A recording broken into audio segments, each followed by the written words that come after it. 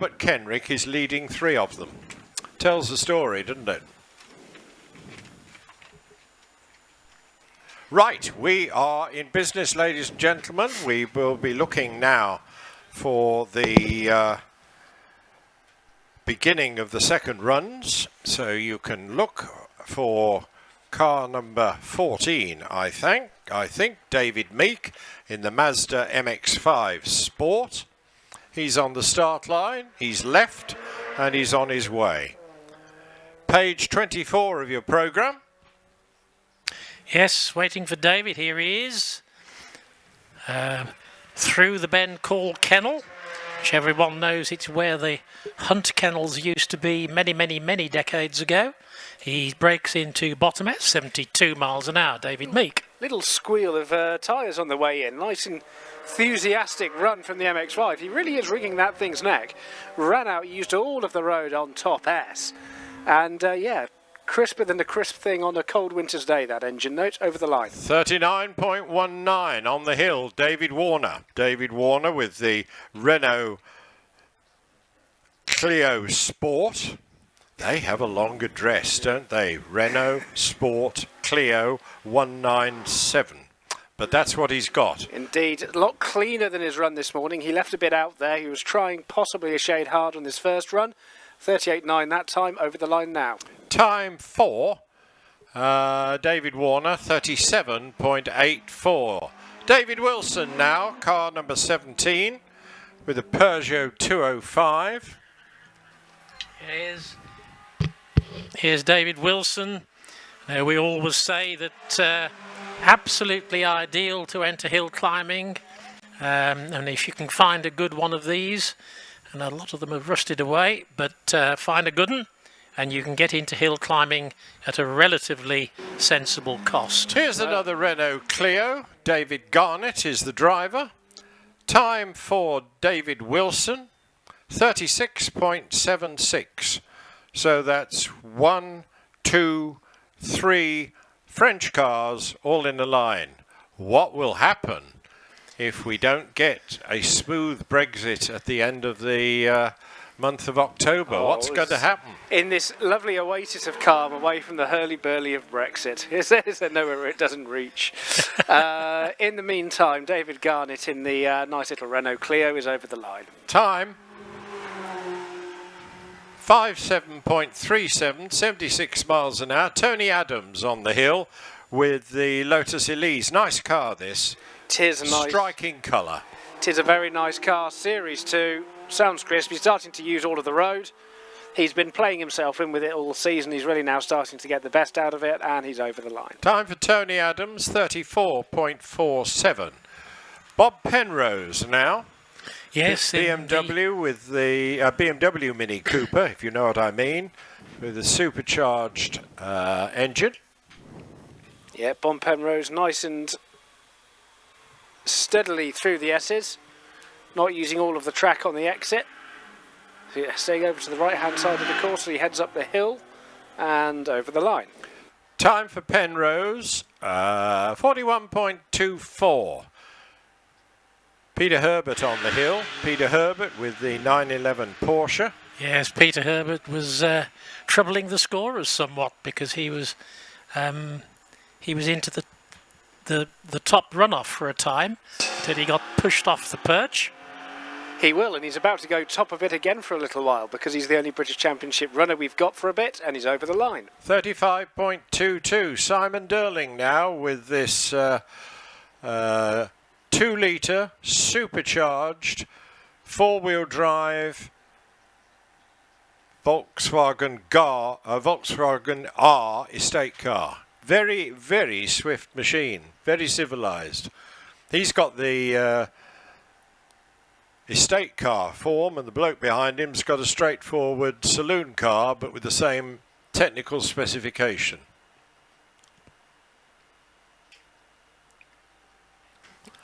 Peter Herbert, 35.22.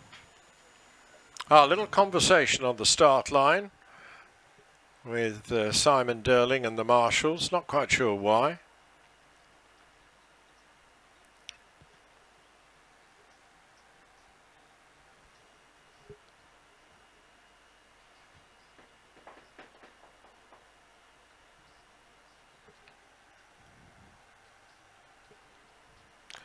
Now the marshals are asking him to do what they asked him to do on the first run.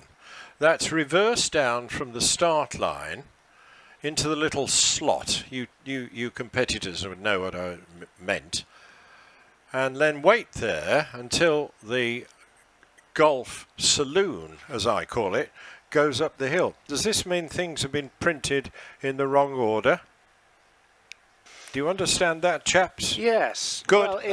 Well, could you explain it to us? Is Simon Durling wearing number 25 on the car? I can't see now. He might do, because the white one is number 26. Yes, no, I can't see any particularly strong reason. Do you know what? Shall we forget about it? What a good idea. Exactly.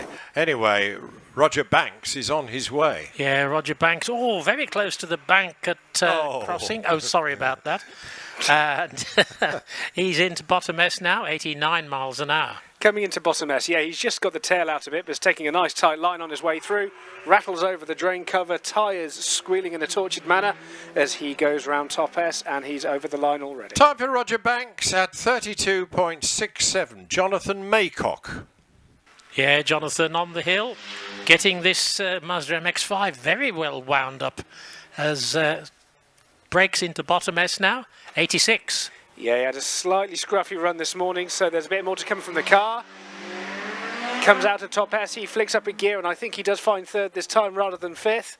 So he'll improve on his finish speed of 62 from last time. Much more like it. Time, 33.79. Timothy Higgins is on his way. He's into bottom S at 79. You running over the sore teeth on the curb, that'll take your fillings out. Neatly round top S, not too much to report. Feeding the wheel, Institute of Advanced Motorist style, over the line. Time for Timothy Higgins, 34.77. Simon Durling finally got started and he's on his way and up with you. He's 81 miles an hour into bottom S. Yep, the Express Dog Chariot is squealing its way round top S, staying nice and central in the road. And he is over the line. Time, 35.88. What did he do this morning? This morning was a 35.39. Oh, I see. Okay. Now then, we have got this unique Mertea Subaru mechanics beneath it. Yes, here he is in the Mertea.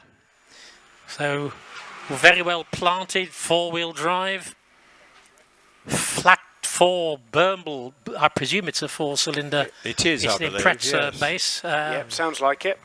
Top S with you, Ali? Oh, yeah, he had to get right out of the throttle because he was going to hit the bank, and then he rubbed it anyway, but kept his foot in, so he sprayed a bit of mud everywhere, but he's over the line. Okay. Time for John Pick, 33.99. This is Ian Sargent. Ian Sargent with the Opel Tigra.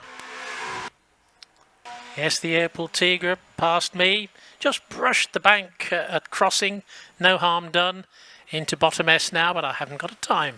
Into bottom S at 67 miles an hour. Yes, keeping his foot nice and flat as he goes round top S. Changing up through the ratios and over the line. Time for Ian Sargent, 38.48. Andrew Russell, Much Campaign, Janetta G15. Yes, looks absolutely super, doesn't it? And Andrew giving it just as much commitment as he gave it all those sort of 34 years ago, whatever it is that he first owned it. Yeah, nicely round bottom S, little lift at the top. Oh, back tries to overtake the front ever so slightly on top S, but he gets hold of it, and he is over the line. Andrew Russell, 34.92. Tim Dennis. Yeah, Tim Dennis in this bizarre-looking Mini with cross-flow cylinder head, so it runs like a Mini should never be intended to. Bottom S, 88. Yes, it's got to a stage of its tune where there's as much engine outside the car as there is in the car. neatly round top S. No real need to lift or brake or do any of that Jesse things over the line. Time for Tim Dennis. Where's it gone? 33.04. Paul Jones is on the hill. Yeah, Paul Jones with the Lotus Exige. Running a couple out of order, 2 or 3 down. So Paul Jones, bottom S now. Paul Jones with me already. Nice and neat through the corners, cornering nice and flat as you'd expect from a Lotus. Always hit it into the rev limiter though. That'll cost him a couple of tenths. 32.13. Andy Foster, Aston Martin on the hill. Yes, here he is. If you ever get a chance to go and chat to Andy Fraser and Tim Painter, do, because they're a bit of a scream to talk to. They're good fun and they so thoroughly enjoy their hill climbing. Yeah, Aston Martin already past me, bellowing its way over the line. Time 33.53. 99 miles an hour over the line. The Porsche on the start line. 754. That's Laura Wardle.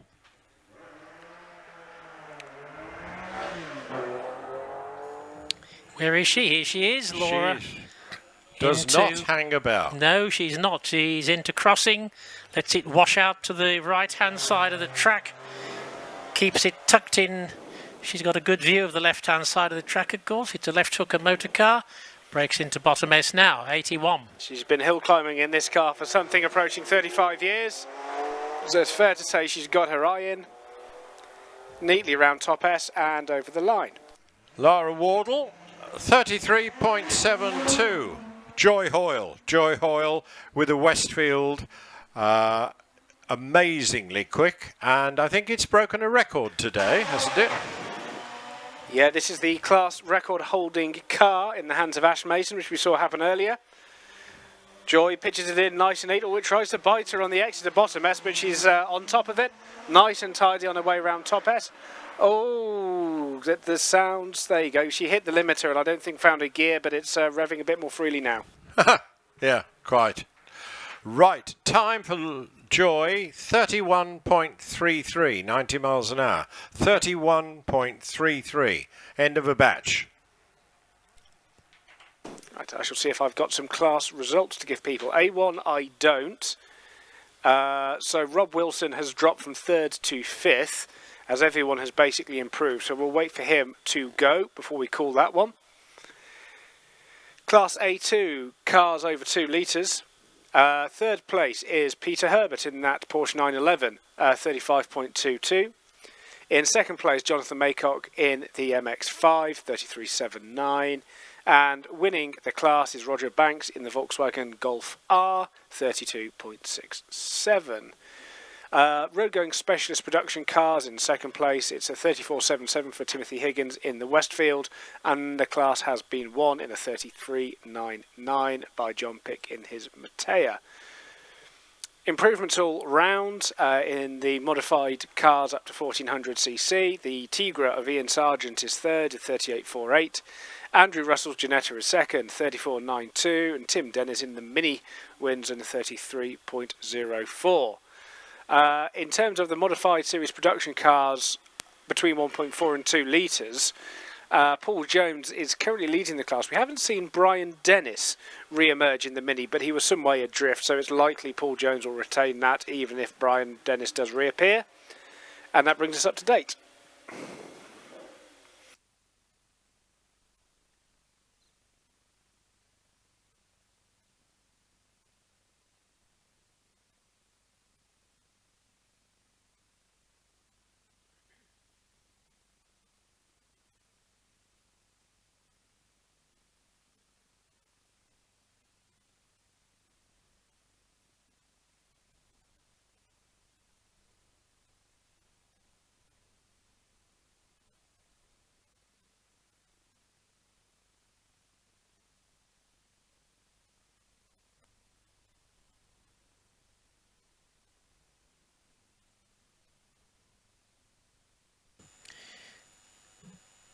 Nice to see the drivers all waving thank you to the marshals. And again, from us, thank you, marshals. Good to see you. And a good turnout today. They work very, very hard. They enjoy it. And there was a sea of orange in the briefing this morning, wasn't there? A lot of marshals available. Yes. Which is great to see everyone. If you are interested in becoming a marshal, get in touch with the club, or indeed go and see our senior marshal Mick Robbins, who you will find at bottom S, and just put your head in there and shout Mick and he will appear. So if you're interested in becoming a marshal, getting much closer to the action, and you get a full training, you get to do wonderful things like set fire to cars and put them out and cut the roof off them and all sorts of things.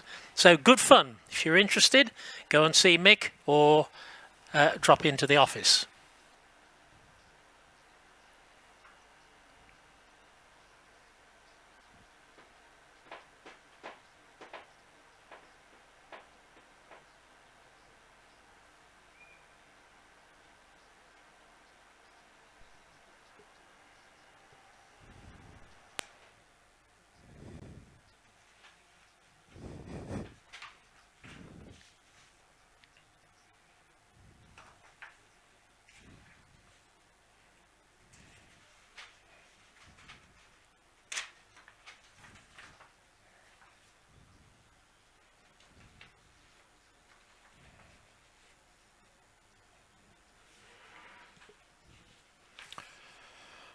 Another Porsche coming up now. What have we got? Car number 49, Paul Howells, 911. Striking colour scheme.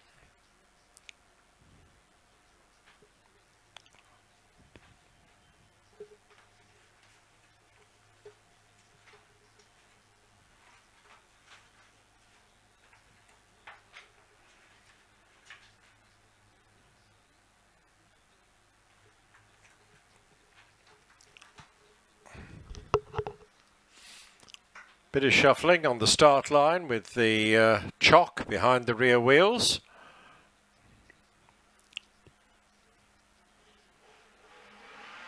Here he comes now.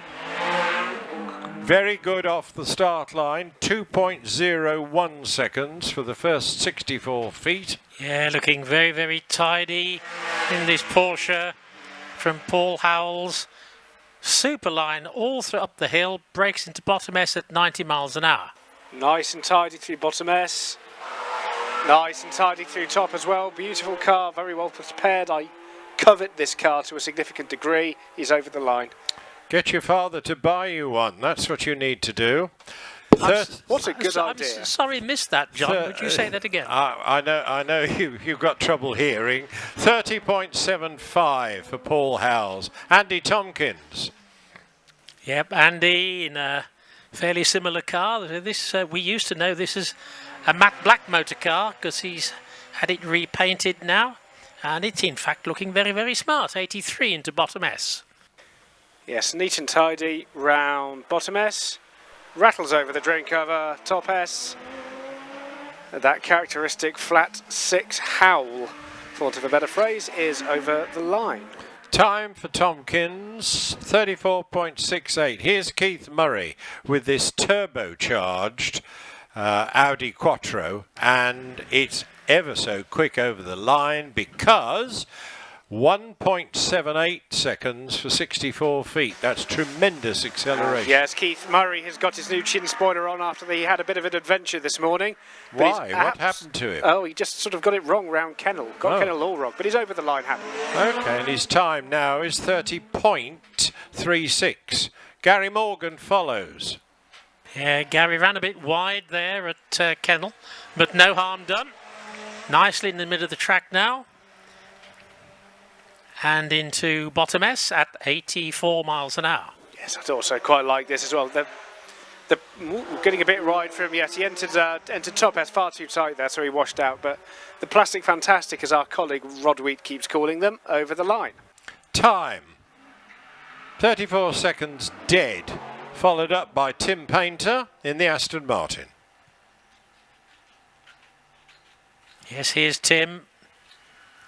And this lovely flat sound of the Vantage. Lovely, lovely deep burble. Turns in now.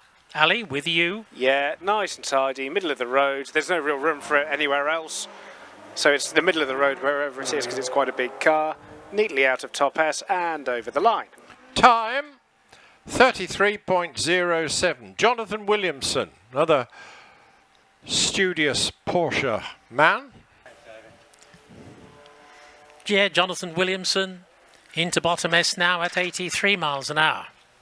Yeah, with me nice. Oh, has to get out of the throttle because he was washing out a bit in bottom S.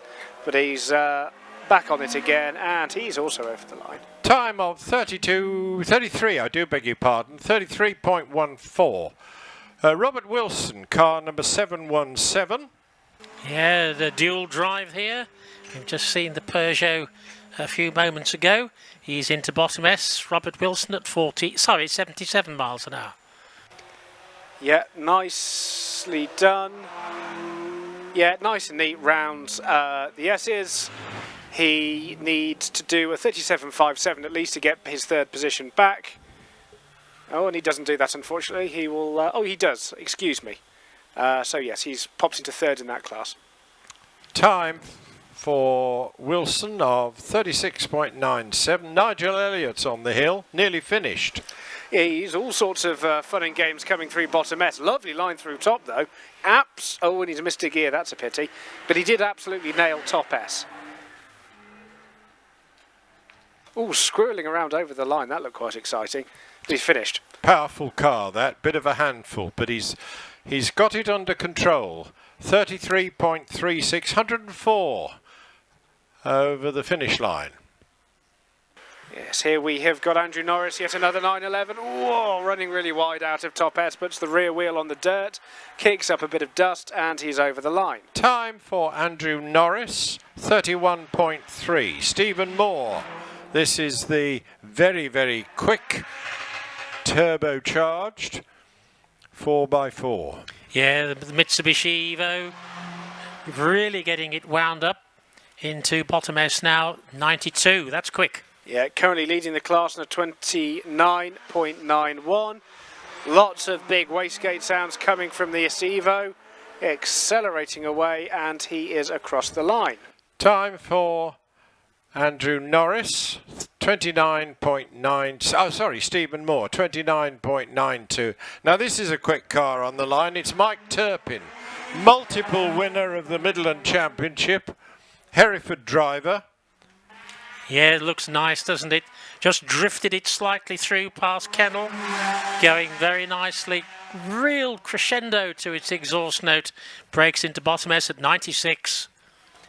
Neatly done, Mr. Turpin. Yeah, very nice indeed. That was quite good. A little bit late getting on the throttle because he ran ever so slightly wide out of top S, but he's over the line now. Mike Turpin, 30.57. Jerry Neary, car number 64. Yes, up with you. Got Jerry through Kennel, now through crossing. Keeping it well up on song. Into bottom S at 80 miles an hour. Yeah, with me now, Jerry Neary. Nicely done, all rattling over the drain cover again. He's always put very little input to the steering wheel, Jerry Neary. It's almost like he wills it round corners. And he is over the line. Time for Jerry Neary, 35.63. Car number 65, Phil Goff on the hill. Yeah, got rather close to the bank at crossing, but no harm done.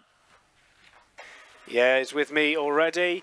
Little bit of a tight entry line into top S, but it's washed him out slightly onto the left-hand side of the track, and he's accelerating away and over the line. Time, 32.97. This is car number 66, which is H. Tim Perrington, Hereford driver, 2 litre Westfield. Yes, don't think we've seen it here before, have we? That's I can't comment. I don't know, John, but he was piling a lot of revs on there. He was both swift and leery on his first run. He's still quite leery on this run as well. He's been getting the back out a little bit. He's over the line. Time for Pennington, 31.36. That's a good enough time. Now we've got Ray Law, long-term competitor in this Caterham Super Sprint, 2.1 litre. Yeah, Ray come and gone, 97 into bottom S. Yeah, nice and tidy into bottom S. Nice and tidy out of top S too. Really gets the pad down neatly, this car does, and he's over the line already. Time for Ray Law, 31 seconds dead. Steve Garner.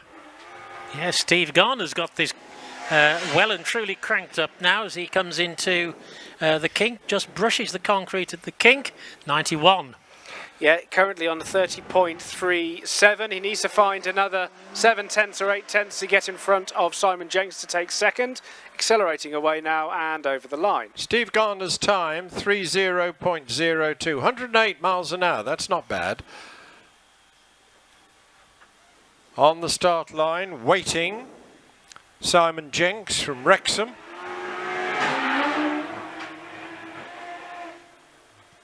Yeah, here's Simon.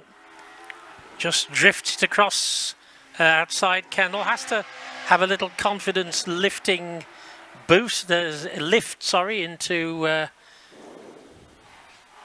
the run up to the straight. Yeah, he just slides his way through bottom S, gives it a little dab of power in between them. Accelerating hard now on the finishing straight, and he's over the line. Time for Simon Jenks, 29.53. On the hill now, Ash Mason. Yes, here's Ash. Got a class record this earlier. See if he can do it again.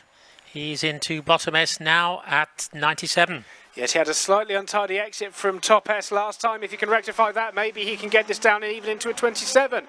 Nice and tidy this time round, accelerating away and over the line. 28.73 for David Strange. Ash Mason, David Strange on the hill with the Crossley. Yes, David. Irish-built car. Pretty little Crossley, nice-looking car. Bottom S, 79. Yes, it's a very nice, looks old but isn't. Car sounds the part as well. Sounds incredibly old school, but it goes very well. Nicely up the middle of the road over the line. This is Martin Watts with the little Silver Riot. Yeah, the 1 litre. Incredibly crab-tracked, but not the way you'd expect, because its back end's a lot lighter than the front. 85 to bottom S, Ali. Yeah, little bike engine singing away in the back of it. Looks nice and stable.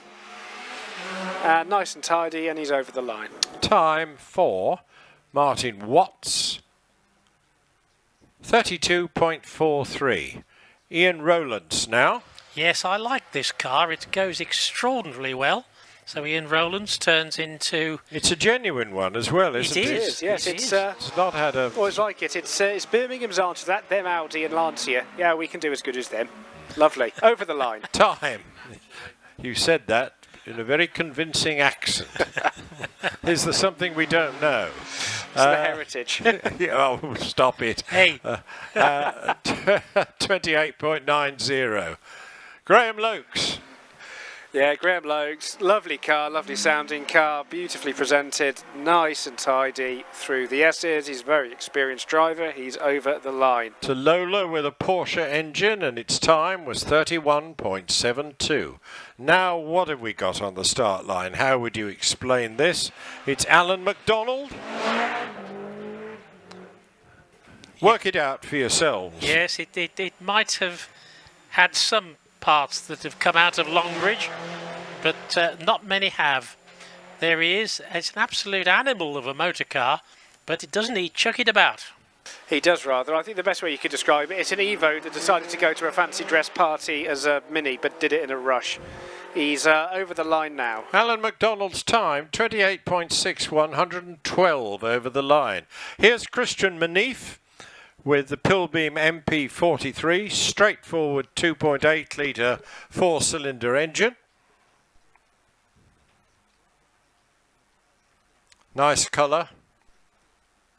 Very, very tidily presented.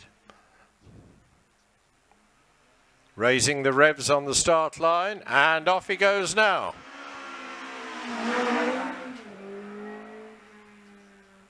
Yes, here he is, Christian.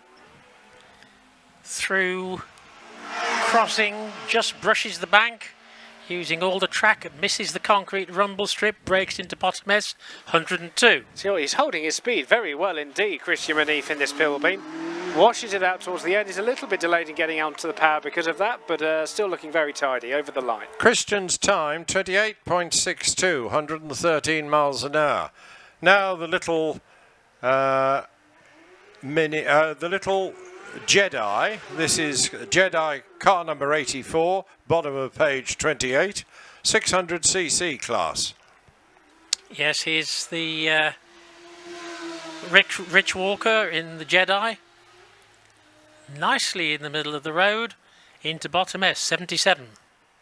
Yeah, he's pulling this in nicely. He's been driving nice lines all weekend in this car, Richard Walker.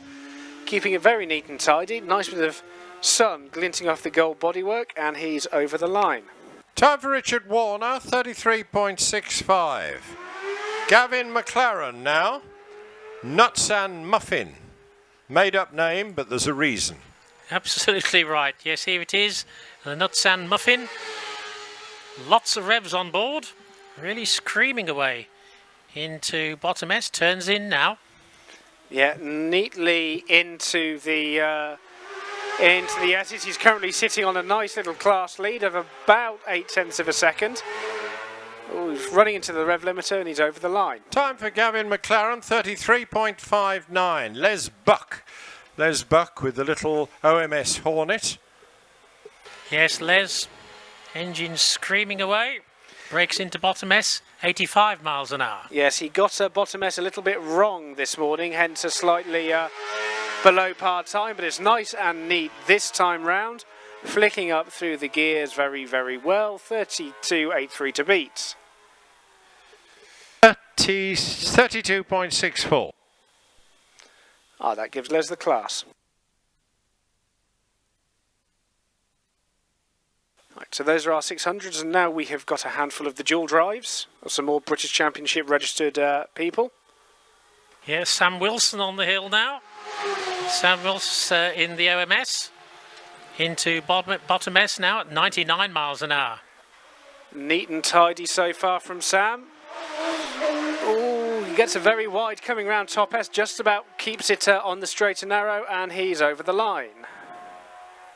And the time... Sam Wilson, 28.84. Adam Greenen. Yeah, Adam Greenen. Dual-driven car. Bit of a Larry moment through kennel, but got hold of it. Breaks into bottom S to 108. Oh, yes, he bounces over the curbs and that throws the car to the middle of the track again.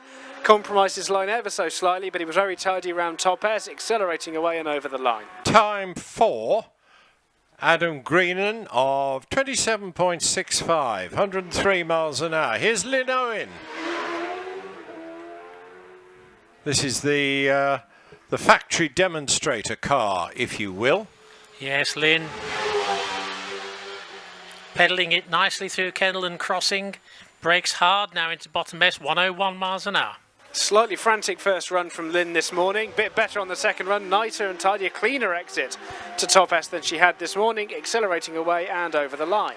Time for Lynn, 28.44, 107. Liam Cooper, car number 815, shares this car with his wife. Yeah, Liam passed me, 111 bottom S. Yeah, pressing on Liam.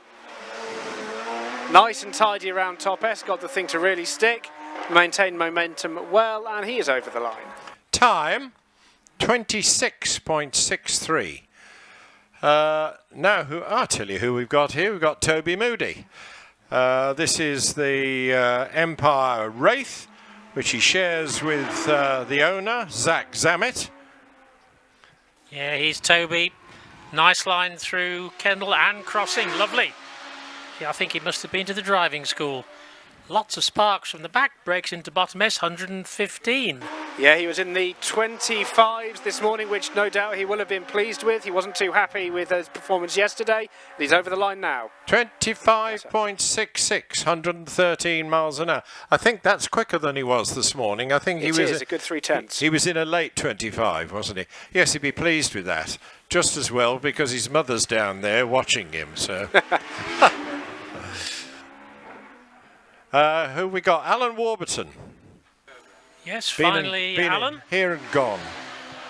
out of this batch, ready to return the car back for David to start driving. 112 bottom S. Bumps his way over the teeth, bumps his way over the drain cover as well, but nice and tidy now, and he'll be over the line any moment. Allan Warburton, MAC committee member, 26.72, 114 miles an hour.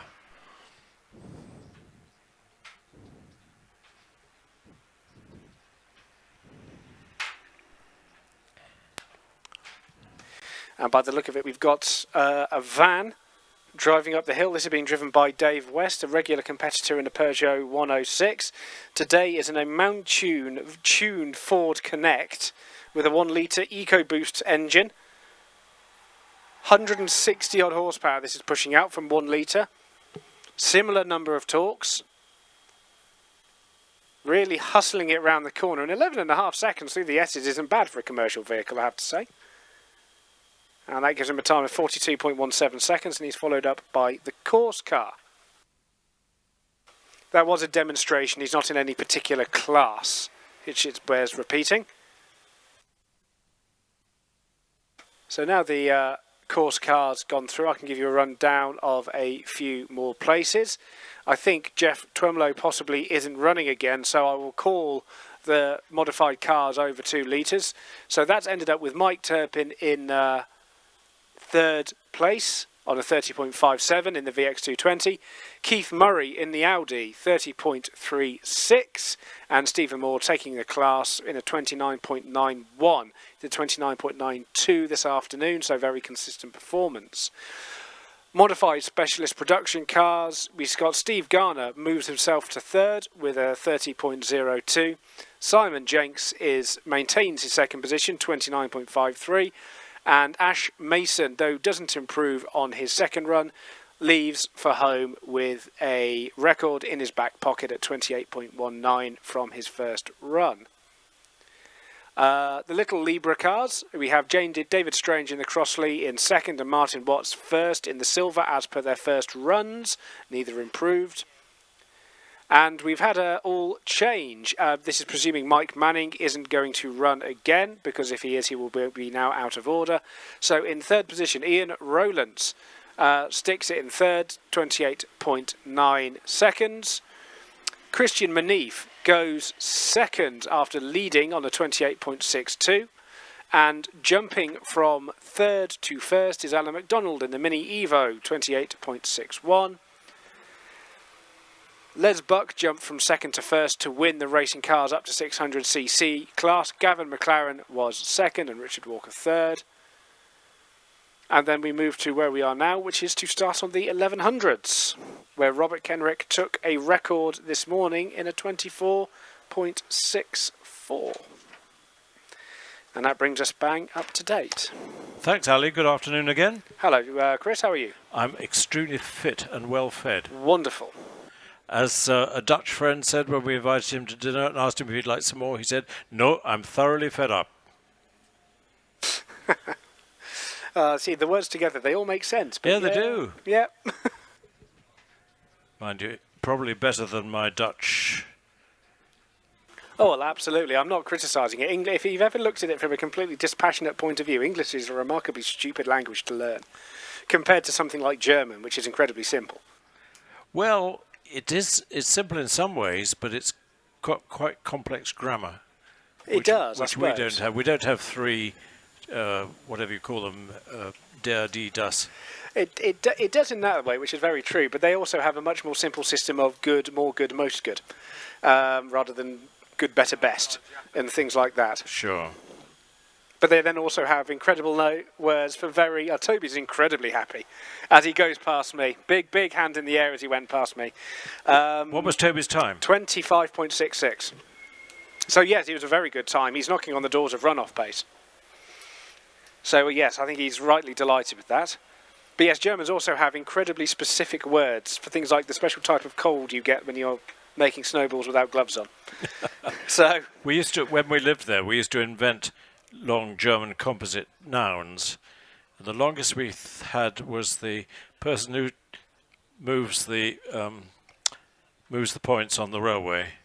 Deutsche Bundesbahn Knotenpunkt Hin- und Hersteller. Well, I was one of those ones. It just didn't fit on my business card. Yeah, exactly. Unless it was 3 foot long. Sorry, a metre long. David, good afternoon. Good afternoon. Where are you, in the middle or the top? I'm in the middle box. You've got Ali in the top, but I'm just going to do the next batch, and then I shall hand back to Eddie because his joy is doing all the big bangers afterwards. Quite right. Yeah. And he's still quivering from the excitement of the first runoff. Well, yes, we've had a long chat about that, and we actually noticed that 0.5 of a second covered the first 6 places.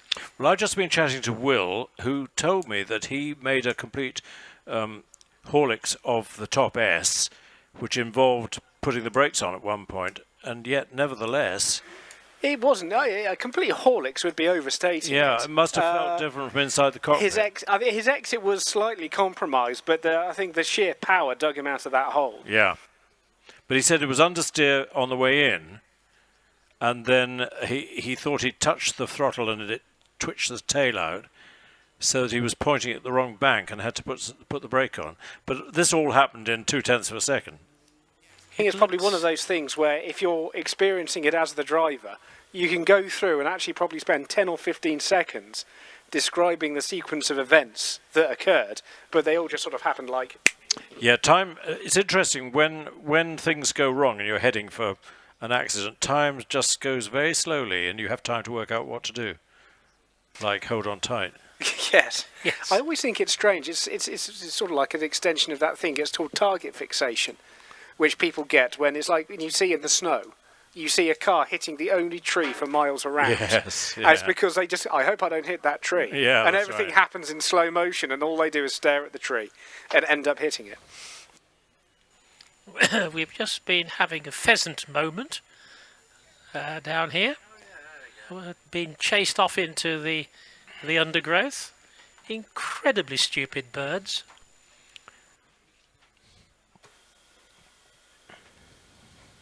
I don't know about you, Chris, but I think that David Attenborough's got a run for his money here. Yeah, but we don't talk. We don't sort of whisper. We talk. David Attenborough talking very yes, you've got quietly. Yes, well... 2 pheasants there. Yes. Very stupid birds. Like that. Just changing the subject, we've got a car coming to the line. It's, Yes, that's I'm good. going to get out of here. it's Keith Weeks on the Image. Eddie will tell us what it's based on, but it's a really interesting car.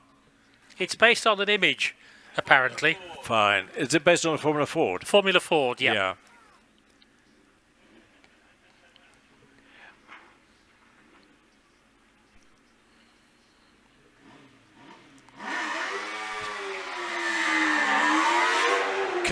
Keith takes off with a 2.47.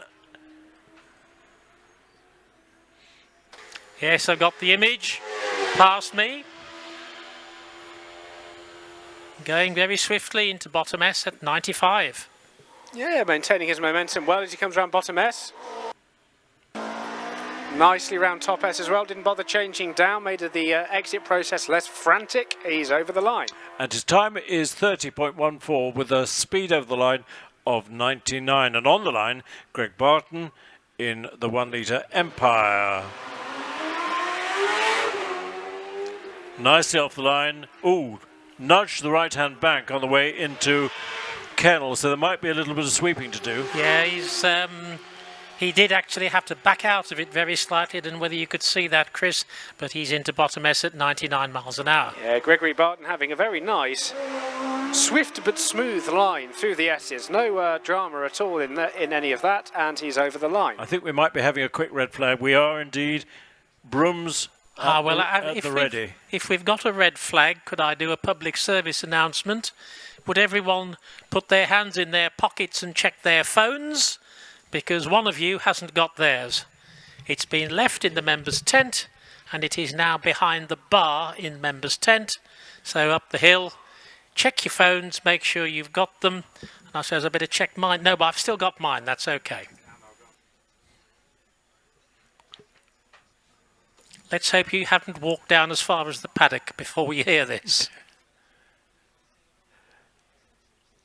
On the line is Harry Pick in this relatively new OMS 3000M, which I think is it's a space frame chassis rather than a monocoque. That's right, yes. Is that right-hand bank into kennel is getting a bit of hammer. The Audi 80 took a great chunk out of it, I think. It's got new magnets in for this weekend. Yeah, I think so. Yes. Did he get a second run? He did, and he went second in class. Oh, brilliant. He's put a new bright red splitter on the front. Excellent. Okay, sweeping done. Flag will come in very shortly.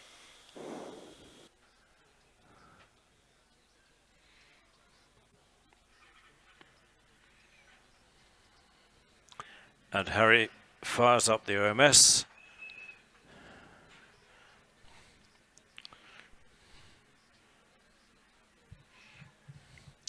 Eddie will know whether anybody in this class has followed Robert Kenrick's lead in having a BMW engine rather than the usual Japanese engines. No, it's the only one, Eddie says. It is the only one.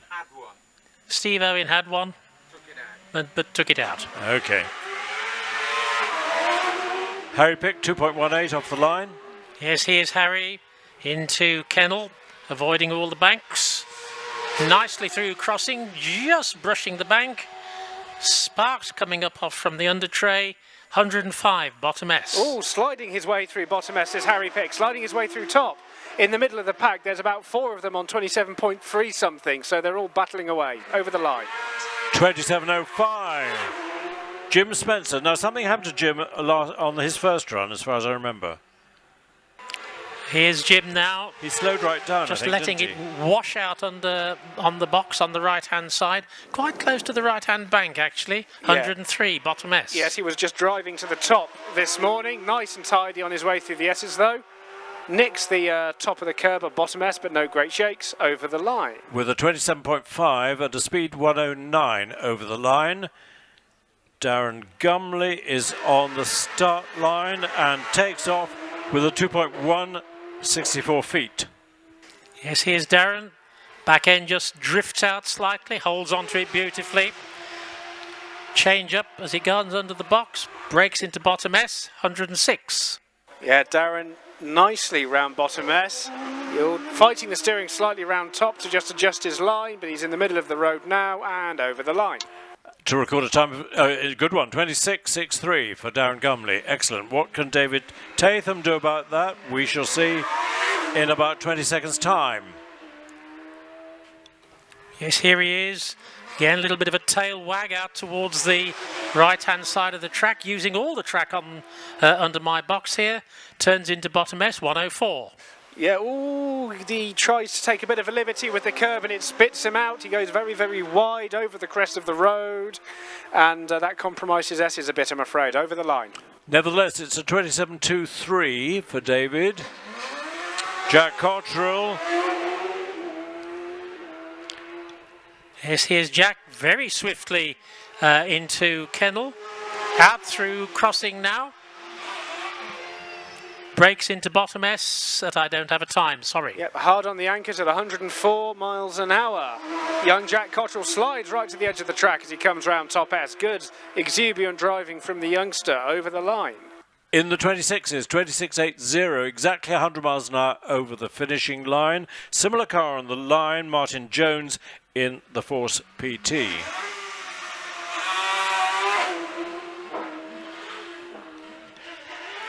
Yes, here's Jack Cottrell. Again through kennel and crossing with no dramas at all. Just very, very swift. Breaks into bottom S. Neatly round bottom S, middle of the road. Rattles over the drain cover. A little bit of a wiggle of the tail, but nothing dramatic. Out of top S, and he'll be over the line any moment. In the 26s, but it's a 26.84 and a speed of 104. Chris Aspinall's fabulous Empire Wraith with its such advanced aerodynamics, thanks to, I think, William Towett. Yes, again to and out of the crossing. Breaks into bottom S now.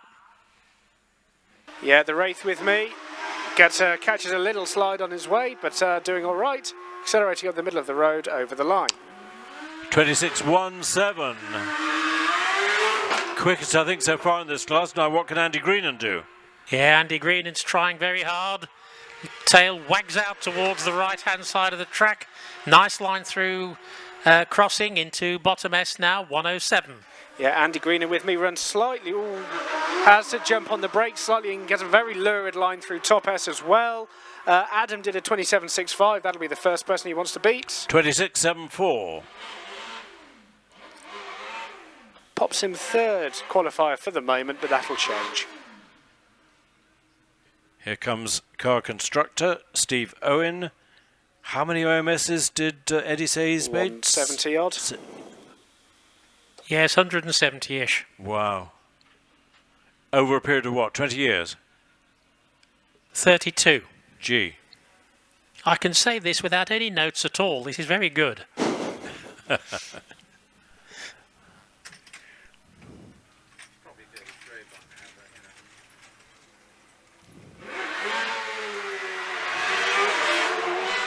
207 off the line. Yep, here he is, Steve. Really getting it cranked up. Lovely, tidy S approach. Breaking down from 108. Oh, very, very wide through bottom S. Has to get right out of the throttle in top S as well as he was heading for the bank. Accelerating away now and over the line. 26.52. Robert Kenrick broke the class record in his first one with a 24.64. Right, he's really got it cranked up. Changing gear, changing and changing. Bottom S now. 120. 24 neat in through the S's. Nice and neat onto the power quite early as well. Accelerating away. 24.64 is the class record. It's a 24.63. Hey! By hundredths, he's broken the record. 24.63. What did he do in the runoff? 24.61. Oh, right. So we catch our breath and focus on our Formula 4's Tim Cross. Managed to switch his car off halfway up the hill last time, so that didn't do his time much good. Going much better now. Yeah, Tim Cross now. With the Formula Ford. I'm afraid I'm getting no times at the moment, Ali. You can do the... He's going into bottom S at 79 miles an hour. Nicely through the S's though. Nice, just a little bit of feathering of the throttle needed. This very rare Chevron Formula Ford and over the line. Time is 35.37 for Tim. Ed McDonough well on his way. Yes, Ed McDonough. He's American, isn't he, Ed? Yeah, I think. He is. Yes, that's right. Indeed. Into bottom S now. Yeah, nice and tidy, keeping it very tight. His lines. Narrow exit out of top S as well. Accelerating away. And over the line any moment. Any moment now. 37.68 for Ed. Carole Nicholls in the car built by her dad. Way back in, what, about 1968? The Nike. I think he mostly made chassis, didn't he? And then people put their own bodies on them. Here's the Nike now, past me. Going tidily. Chatting to Carole yesterday. Really enjoys her hill climbing. Into bottom S now. Yeah, the car washes out a little bit, but it's all nicely under control from Carole. Nice and tidy around top S. The engine's revs climbing, and she's over the line. It's a 38.62. Chris Warden is quite swift in this car. Here he is, Chris Warden, yep. Car 107. Into bottom S now. Oh, yep, little snatch of a break, 77 miles an hour. Yeah, gets his foot down again, nicely done. Engine singing away in the back of the car, and he's over the line. And he's 35.16, puts him in the lead of the Formula Fords. But what can Charlie Reilly do about that? 35.16. Yes, here's Charlie. Just brushing against the bank, but again, no harm done. Hits the concrete rumble strip, just turns into bottom S now. 82 miles an hour into bottom S. He finds himself fourth in class. Oh, slightly off the cam on his way round the S's. Hopefully it won't damage him too much. 35.37 to get his podium back. 35.17 he's got. So he's got the podium. And Steve Day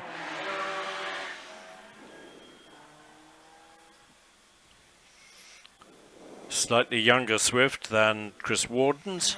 Yes, Steve Day. Again, no dramas at all. Nicely in the middle of the road, into bottom S now. Yeah, Steve generally quick, whatever you put him in. Neat driver. He's already won the class, so this is something of a parade lap for him. Bit of a victory lap. Accelerating round the corners very smartly indeed. 34.39 is his time. 34.53. Yep. Quickest on the second runs as well. With you now, Rob Anscombe. Yep, Rob making good pace into bottom S. He entered at 96 miles an hour. Oh, little bit of a feather of the throttle round top S, but he's accelerating away now and over the line. Just over 30, 30.28 for Rob. John McKenzie well on his way. Yeah, John McKenzie on the hill. Front wing flapping away like mad as he came round crossing. Yeah, nice tight line round bottom S. Oh, has to get out of it to avoid the bank round top S, but he does so. Accelerates away now and he's over the line. With a good time, 27.95. That's excellent. 109 over the line. Neil Coles well away in the OMS 28. Yes, Neil Coles with me. Oh, had to really back out of it with crossing. He was heading towards the bank. Had to ease it off. Turns into bottom S now. Yeah, Neil Coles. Ooh, very tight line round bottom S. I don't think I've ever seen anyone do it quite like that before. Anyway, he's round the S's now and he's over the line. And he's quicker with the 27 exactly. What Olivia can do about that. Here, here's Olivia running actually quite wide under the box here. Breaks hard into bottom S. Yep, Olivia's got to find a quarter of a second or so while she's doing the washing up tonight. Neatly round the S's and over the line. 26.70. What did Liam do? Liam has done a 26.63. Ah, close battle. But Olivia, 112 into bottom S, 111 over the finishing line. That's consistency. And on the line is Eynon Price. Would love to qualify. Yep, came within an ace of it. Oh, something's gone wrong. He certainly seemed to switch. No, the engine's still running, but he's turned it off now. I'm not sure what happened. He stormed off the line nicely in 2.06, and then it all slowed right down. Drive shaft, maybe, or chain, I suppose it would be in this. Could be a chain, or I can't see the remains of a chain on the deck. So he'll be pushed round the triangle and coast his way back to the paddock, I guess. How annoying for him.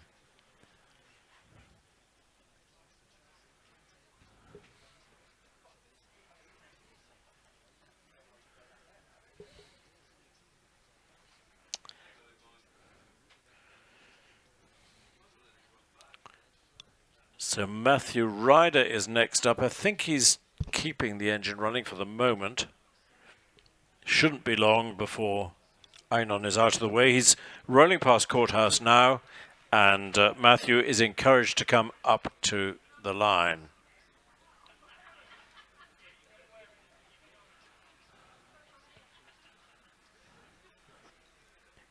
Except that it's not, of course, it's Zach Zammit.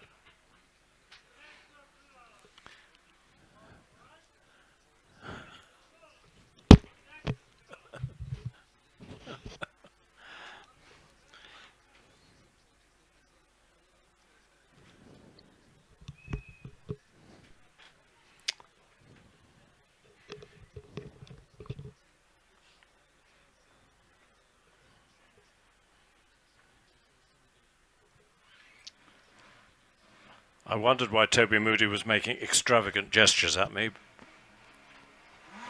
So Zach brings the Empire Wraith up to the line, qualified for the first runoff, but didn't score a point.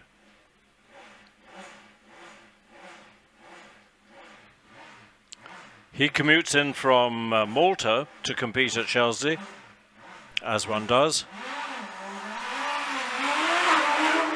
Excellent start, 1.93. Here's Zach again. Beautiful line through kennel and through crossing. Absolutely spot on. Loads of sparks off the skid plate. Ali. Some good times coming in through his sectors, neatly round the... Oh, he nearly took a bite out of the inside of the S's, and that spat him out, but he's recovered. 117 into bottom S, 25.1. Zach. That could well be on the margins. Yeah, I think so. Zach will have to go onto the maybe pile for the moment. Now David Warburton, who had an abortive start in the runoff and had to quickly come back and have another go. Something went wrong with the timing beam at the start. Let's hope it's better this time. It's okay. Yeah, here's David. Letting it wash out at kennel. Nice line, absolutely lovely line through crossing. Just spot on, hardly lifted. Turns into bottom S. Nice and smooth through bottom S, middle of the road.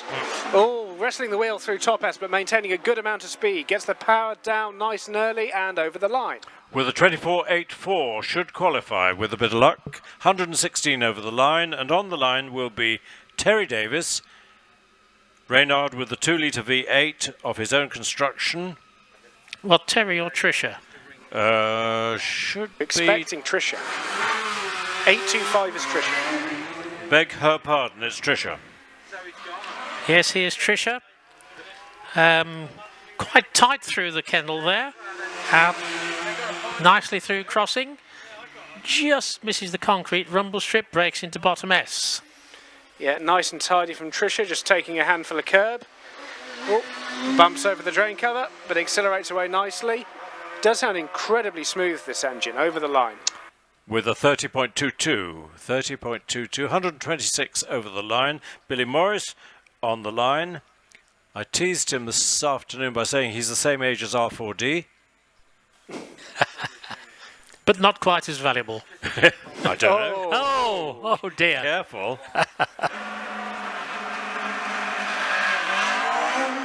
But this time the traction control working perfectly gives him a start of 2.16. Yeah, here's Bill. Just quite gentle through crossing, really puts the hammer down now. Turns it into bottom S. Yeah, Bill breaking down very, very smoothly. Takes a very tight exit. That's the driving school line round bottom S. Accelerating away and over the line now. Time for Billy, 31.88. Nicola had a rather hesitant start, which cost her half a second or so. Yeah, Nicola with me. Probably suffering from a bit of lack of momentum there. Into bottom S now. Still just about squeeze it to 85 going through the trap. Not too bad, only a couple of tenths off Bill. Not bad through the S's either, 10.15. And she's over the line. And her time is a 32.79. She may not be very happy with that, but she got to the top okay. End of a batch.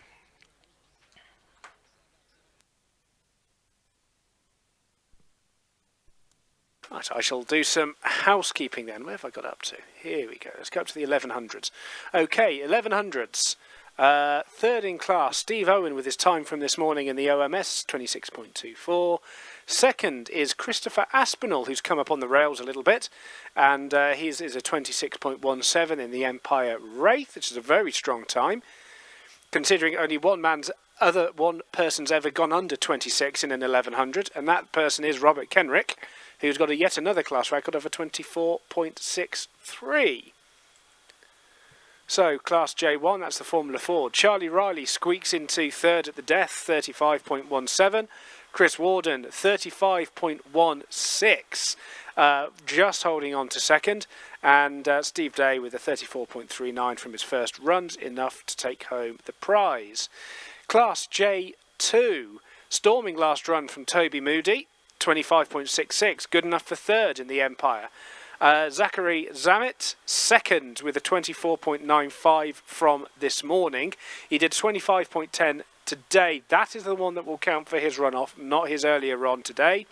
And Dave Warburton wins the class with a 24.84, and I suspect we'll probably just about see Dave again. And that brings us up to date.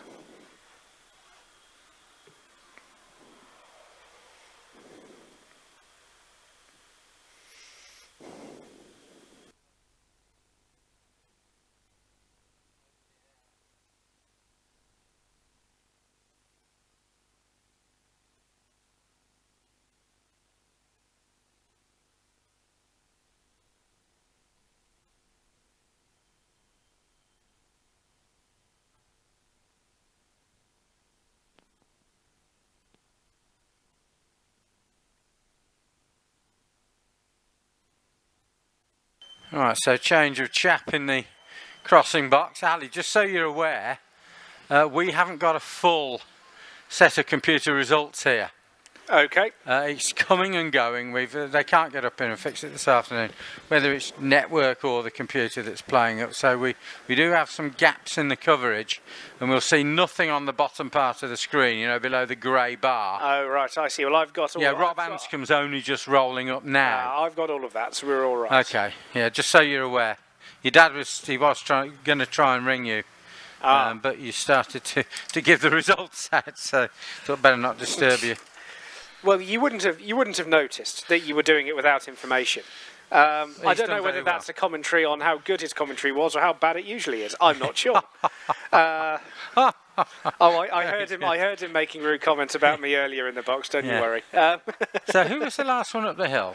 Right, last runner up the hill was Nicola Dearden, I think. Yes, it was Nicola. So we're just seeing Tricia Davis roll up and Bill Morris. So one is going over that. Oh, there's Nicola Dearden. So that should be up to date. It might be a little bit better from now on.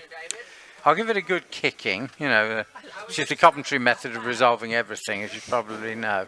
Or hit it with a... We don't hit things with hammers. Hitting it with a hammer is the long No, we use great big bolts of timber, you know. Just I've got your dad's pen. That's how I get all my pens. Hang on a moment. Yeah, if you do it right, you shouldn't have had to have bought a pen since 1982. I do actually buy. I've got a pen fetish. For those who know me will know I've always got the most unusual pen you've ever seen. You know, one you've never seen in a shop. It's just the way I am. Called Small Items of Delight. It's that's the name for that particular little foible. Right, so where are we? Have we got the run-off makeup? Yes, we do, don't we? We are on to class K1. So that is, because we haven't done a little update in a while, page 34 of your programme, ladies and gentlemen, if you've gotten lost, and it does happen.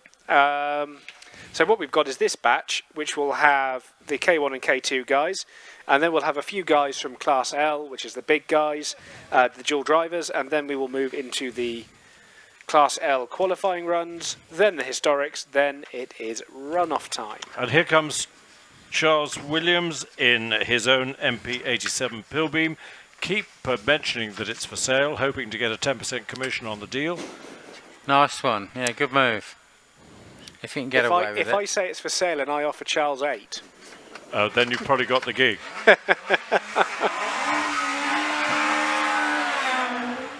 Lots of wheel spin off the line for a 2.28.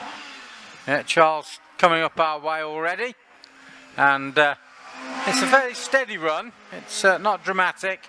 And the car sounds good.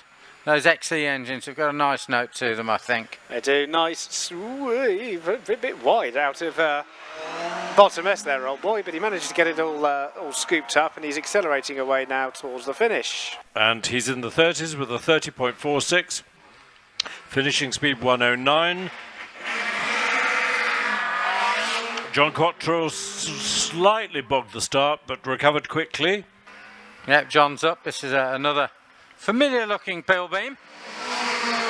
and ex-works car. I think Alistair Douglas Osborne, it was the last proper single-seater that he drove back in the day. Yeah, nice and tidy in there from John Cottrell. Yeah, all very nicely done. Clean and tidy through the S's and over the line. 31.3 for John.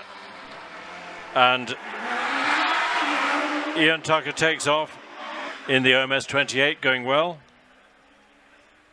Here's Ian Tucker. He's at the crossing.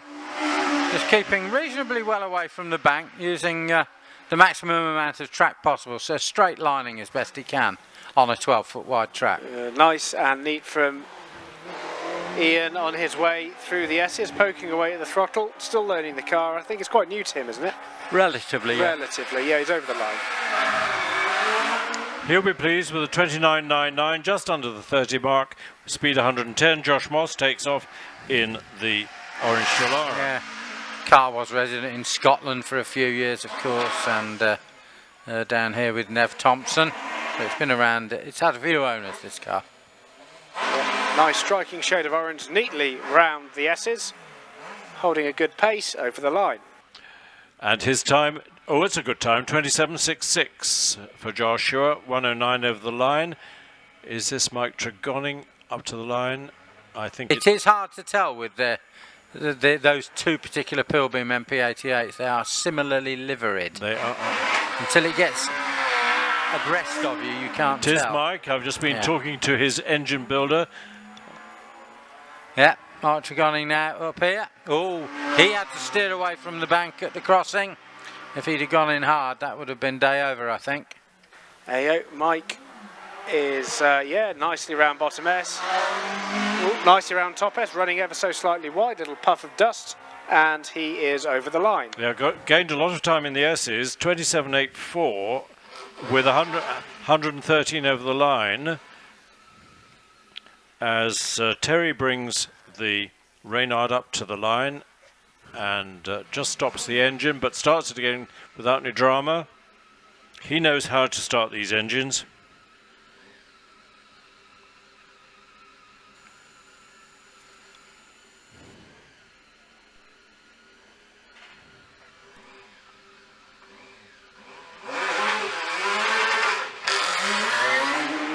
Terry grabs second very early, but seems to control the wheel spin nicely. That is Terry Davis going past us now. He's into the S's, and eventually the display on the other side of the track catches up.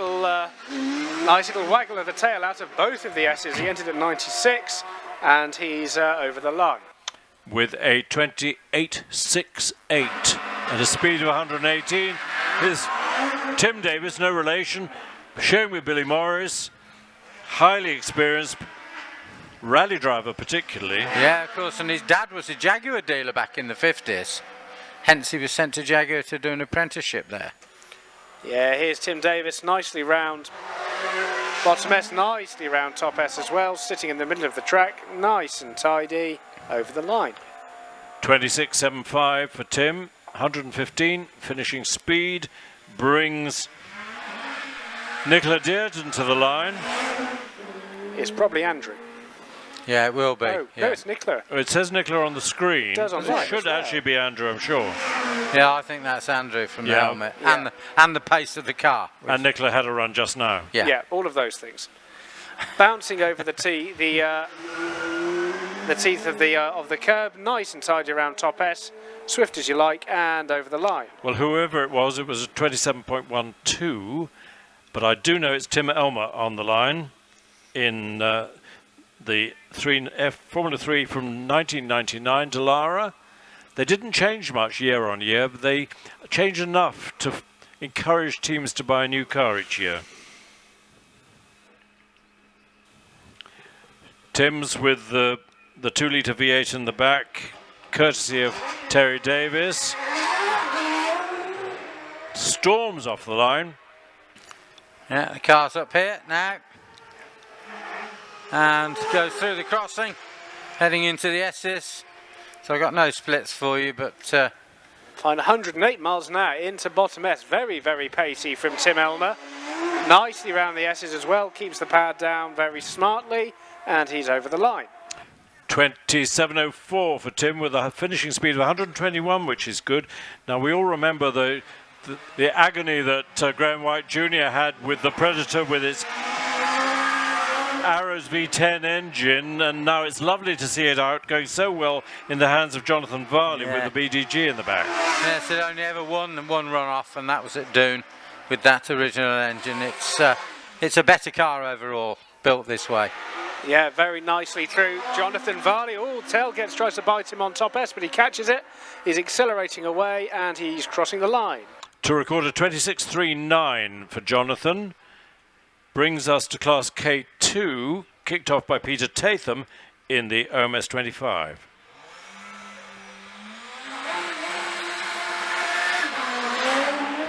Quick grab of second and then third before Kennel.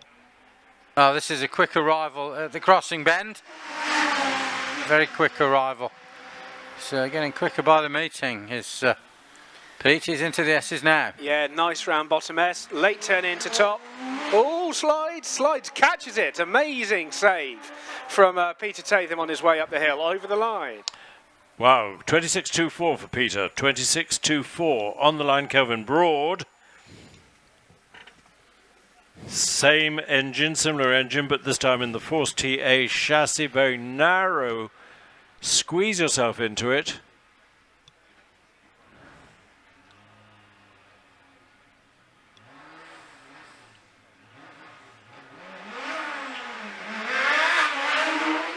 .06 start, middle of the road into Kennel.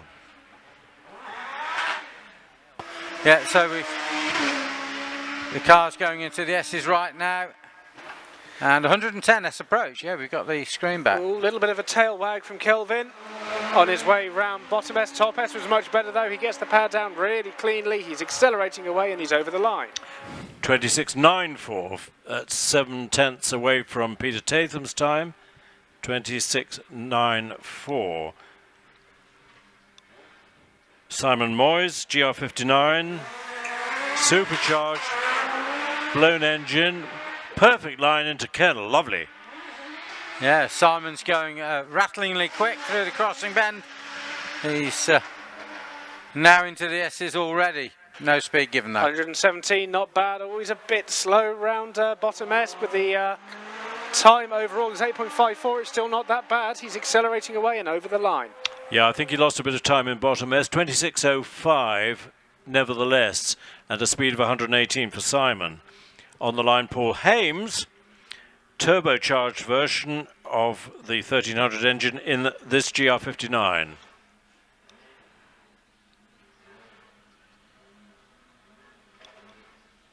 Clonk into first gear and revs rise. On the nice traction control, 2.22, and then a wide approach into Kennel. Yes, it does make strange noises, this car. You can't tell whether it's faulty or that's how it ought to be. And into the S's goes Paul. Paul locks up in a big way, slides very wide through bottom S, gets it all gathered up, and the back tries to bite him. I think in possibly a fit of pique when he mashed his foot in at top S. He over the line. Nevertheless, it's a 25.35. That'll be borderline for the runoff today. Richard Spedding. Oh, he's flying along, Richard. Around the crossing bend. Opens up as quickly as he can. And he's into the S's now. Yeah, Richard already with me in the S's, 120 miles an hour into there. Nice and tidy round bottom S. Nice and tidy round top S. Quickly down with the power up over the line already. 23.62, 132. You'll see why he's third in the championship at the moment. Richard Spedding, good run. That'll do nicely for him. Bernard Kevill kicks us off with the double-driven cars in up to 2-litre racing cars. Yeah, Bernard goes past us. It's a very refined car, this one. It doesn't sound dramatic at all. Yeah, nice, new to them this season, nicely put together. Yeah, smoothly on the power. Another Terry Davis engine, isn't it? It is. Over the line. It's the Suzuki one. 27.36 for Bernard, 119. Who's this? This is a Coley on the line. It'll be Andy in the GR55 with its V6 Opel engine. They're going quicker and quicker with this car. Yeah, they've had it a long while, of course. Oh, he's just biffed the bank. He's done what I've been expecting somebody to do all weekend, and he's slowing up towards you, Andy. He hit the bank at crossing. Yes, he's driving to the top now. I think he'll... He pointed it as tight as he could, but it just went bang. He's got the red clayey earth of the inside bank on his going to wheels. look. There isn't too much on the track, but they're going to go and have a bit of a deco. So that was on the inside of crossing? Yeah, on the high bank on the left. Oh, right. Yeah. It's a bit of a trap, isn't it? Well, you get people who they expect the car to take a particular line. It doesn't, and then they have to turn away. But unfortunately, Andy didn't. Has it lost a bit of front? No, there's no bits. There's only a bit of dirt there. It probably... They may find that the tracking's not exactly where they left it. Yeah, there's going to be some damage, I think, onto the car. But the guys are just doing a bit of a sweep. It came across the track towards us. Fortunately, he managed to steer it away from the bank. Because we've seen people do that in the past, where they hit the sleepers down below the commentary box and then the bits scatter up the track. But no, he did very well to recover that one, I've got to say. Quick responses. I'm sure the language inside the helmet was quite choice. A bit Anglo-Saxon, probably. Possibly, yeah, and there may also be a boil wash needed tomorrow. Code Brown. That's the one. Lindsay Summers came to the line. Alex helped her retreat from the line. Marshals are coming back already. They went down and had a good look. It's all okay. Okay. You probably would have got away with it. It's yeah, but there's no point in continuing. No, you couldn't. No, you need to go and have a look because they can't see it. You could crack until they actually get there. You could crack a wishbone or something, couldn't you? Yeah. They're going to bring the flags in. Yeah, that's all good. All good, and we're away again in just a couple of seconds. So Andy Coley, 36.33. You'd expect him to be in the sort of 25s, wouldn't you, Ali? I think. Yeah, that's based on what he did earlier. I don't know whether the computer's going to behave itself now. Yeah, mine is behaving itself. Except that's probably put the commentator's curse on it. I'd suspect that this is something... you'd always put your money on it being an automatic Windows update that's slowing everything up. Could well be. That's what usually happens with my laptop. Lindsay Summers has brought the DJ Firestorm up to the line. V6 Cosworth designed Opel branded engine on the back. Although I think various other companies did put their own brand on this engine. Well, it was developed specifically for that DTM formula. It's effectively 3/4 of one of the bigger V8s. She takes a very nicely controlled start, 2.04, then a fairly early turn into... Yeah, it does. Deals with the bank at crossing very well indeed. Just kept about 6 or 8 inches away. Yeah, Lindsay nicely through bottom S. Gently does it through top S as well. Keeps it in a nice high gear, keeping it nice and tractable on the way out. And she's over the line. And Lindsay's time is a 27.46. Finishing speed 126. And our last runner in this batch will be Amanda George in the lovely Chevron B19. Yeah, so clearly no sign of Nicola Mingus. Clearly the whatever the injury is that caused her to suspend operations earlier has continued. But we were told by Keith Weeks that it was some cracked ribs that she's suffering from. So Amanda George neatly around the S's and making her way up to the finish line to complete the batch. Which she does in 32.59. Yep, so all that remains when this lot come down is the big class and the classics, and then we're into our second runoff, and I mustn't put the commentator's voice on it, but yes, we're doing okay. Yeah. It's 5-4. Oh, Druitt, why? Right. I don't have the power. Class K1 racing cars, 1.6 to 2 litres. Tillmalmer's in third place. He's just knocked Andrew Henson off that particular perch, 27.04. Second place, Tim Davis has been shunted back down into second, 26.74. And 26.39 has been good enough for Jonathan Varley to take honours. And in the 1600 to 2 litres for the forced induction, Simon Moyes in the Gould is third, 25.75. Paul Hames is second with a 24.81, though his 25.35 from his second run is probably a bit dicey for the runoff. And Richard Spedding wins the class, 23.57. That brings us up to date there. The runoff is currently looking Spedding first, Robert Kenrick second, Dave Warburton third. Zachary Zammit and Paul Hames are fourth and fifth in the low 25s, and I would expect them to be the ones looking over their shoulder in a few cars' time. We currently have got 7 cars to come. Well, we've got about 10 qualifiers. I think 7 or 8 credible runoff competitors, I'd say. So. I restarted. It may be that a low 25 will be enough. Yeah, we've got nothing here, unfortunately. It's several cars out of date. I tried restarting the result system, and I thought it was going to be okay, but it's not, sadly. So, never mind. I'll have to have a look at that before our final meeting of the season. I'm sure they'll be able to kick it into some sort of shape. It's just when you don't want it to happen, when we're building up to a runoff, so I'm going to have to rely on you, other two guys, to give us the info we need.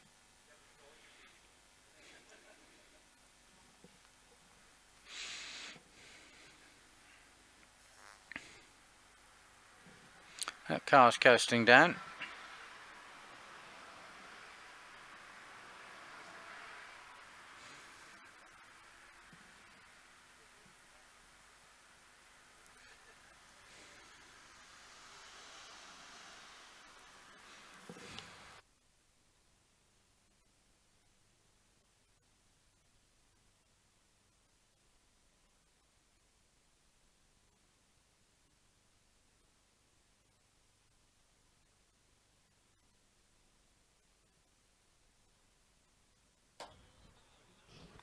Right, we're coming up, ladies and gentlemen, to Class L, page 35. A lot of quick motor cars here. They'll be having a run-off to decide the 12 cars that participate in the top 12 run-off at the end of the programme. So Class L, and then Class M and N, and then the run-off. And that'll be the conclusion of activities. Hope you've enjoyed it, but there is still some very swift motoring to take place. At least I hope it's swift. It was early on. Who have we got here? Are you there, Ali? Yes, I'm all present. All well up there? All well up here. Yes, good. I think we've got Eddie in the middle minus his TV screen, but... Well, I've got a screen, but it's not helping me with anything at all. Oh dear. What sort of screen is it? It's the usual timekeeping one, but it's frozen at some point about 5 minutes ago. Oh dear. And eventually it catches up. I've restarted the timekeeping system, because I can, but I won't turn the computer on and off, because I'm not even sure which one we're running on, because there's a laptop and there's also a base station as well. Can't help you there, I'm afraid. No. However, should be exciting enough as it is. It's become tranquil now. Yeah, only a light zephyr down here. Yeah, just a few bits of the big trees here, just drifting about, nothing too hard. Unlike last night, where there were bits everywhere. It was, yes. I drove up through the back way and little bits of branches. Yeah, I think we go the same route, don't we? I go up Hockham's Lane, and I go up through Shelsley Beecham. Yes. Yeah, that's the one. Yeah. It's the patent Roger Thomas way to escape without being spotted. Was it? I didn't know that. Yes. I've not seen him this weekend. No. Well, You can't miss him usually, can you? Not normally, no. Touching back on Shelsley people from the past, in the distance I did see Artie Jones, the former Hill custodian. Yes. And I'm reminded of a story of Artie snuck away one day and went to the dentist in Kidderminster. And he's walking down the street, and a voice came down from the 3rd floor above. Artie Jones, what are you doing here? You should be at work. And it was a friend of ours. Who just happened to spot him going past, and he thought it was the Lord God Almighty commenting on him from up in the sky.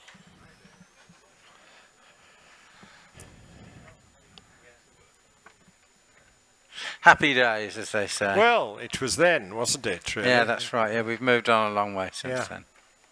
Okay.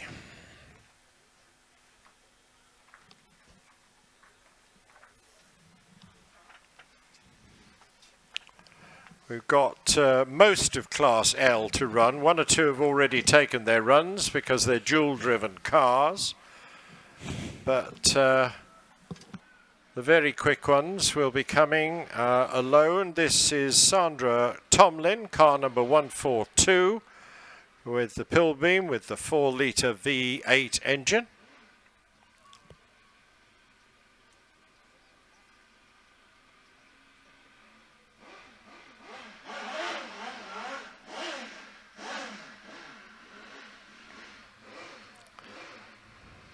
Sandra Tomlin, who held the ladies' hill record here for a number of years, couple of decades ago now, and in fact the lady who currently holds the ladies' record is actually standing here facing me. Here's Sandra now, and a car she so often has shared with her son Ollie, who's having a bit of a fallow season this year, not even registered for the championship. Into the S's goes Sandra. Yeah, Sandra into the S's nice and neatly out of the S's. Gets her foot down, rockets away and over the line. Time for Sandra, 27.68, 133 miles an hour. Now we have got number 143. This is Simon Andrews with the OMS, 2.6 litre V8 engine. Second of the 2 drivers of this car. Simon, a classic car restorer from around the Pershore area, heads into the S's now. Yeah, smoothly braking down in, catches it nicely, middle of the road, gently rounds top S, runs out a little wide, accelerates away, nicely done. Time for Simon, 26.47, 26.47. This car was new about a year ago, I think, at this meeting. So it's had a full season.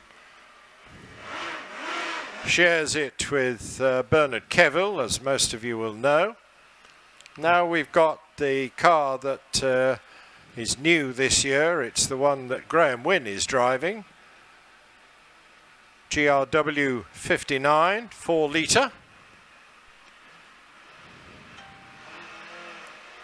Super compact Judd V8, Judd DB model, as John said, 4 litre, in excess of 600 horsepower. Graham manages to avoid clipping the bank, he manages to avoid doing a Coley there, and he turns into the S's. Neatly into the S's, all takes a little bit of a waggle of the tail out of bottom S, but nice and tidy out of top, and they're really bringing the power to bear, and he's over the line. Time for Graham Wynne, 27.11, 143 miles an hour. Now coming up to the start, we have got, who's this? Is Sean Gould, is it? Plummish colour, it the is. black nose cap. Yeah, that's Sean. Yeah. His dad's up here somewhere watching. Saw him in the distance. Coley's may have declared the car insufficient confidence. Yeah, you would, wouldn't you? You want to check it over in a workshop. So here's Sean Gould, did so well earlier, and did so well at Wiscombe Park the other weekend. Oh, and he's clipped the bank. So yeah, he's broken the suspension and he's just driving it to the top. Yeah, he walloped. He's hit the bank just above the members' enclosure gate, ridden the wall of death of the sleepers, and then just about got away with it. So he's driving to the top. The front of the car's wobbling around in the air. Unfortunately, he's crawled over the line, so he'll. That's a tremendous pity. Safety call from the marshals. Brooms at the ready, chaps.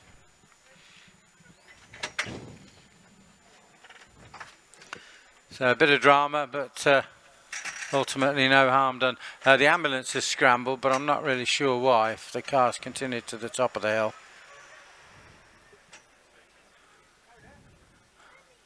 Because you can downgrade, you can upgrade from safety to emergency, but it's not so easy to downgrade from emergency to safety. No, I suppose if there was a call mid-accident, if it looked like it was for pretty fair reasons, somebody said, oh, this is going to be something fairly serious, but he then ended up driving to the top. Anyway, somebody can hand the rescue crew a broom. Yeah, the clerk's coming up as well, so, whereas in the end it's just a bit of sweeping. Unless of course Sean, because you can get a wrist injury from hitting a bank hard, can't you? The steering kicks back.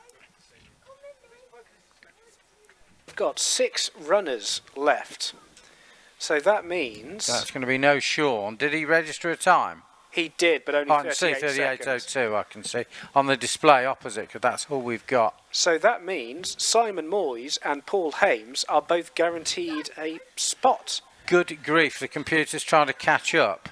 So the guaranteed runners so far are Richard Spedding, Robert Kenrick, Dave Warburton, Zach Zammit, Paul Hames, Simon Moyes. Peter Tatham, Jonathan Varley, Simon Andrews, Steve Owen, Liam Cooper and Darren Gumbley will all have to wait and see. Yeah, that's exactly what I can see on the screen, so it's catching up, but it still shows Lindsay Summers as being on the hill, which is good fun. It'll get there eventually. Makes life interesting, doesn't it? It's a shame. Sean's splits were looking pretty respectable. Yeah. It looked a good run until he just You've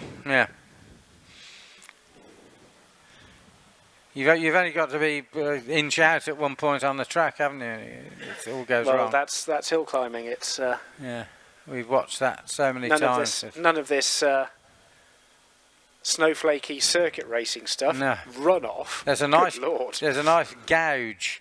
So if you go where you got the gate into the caterers go up to the members' enclosure.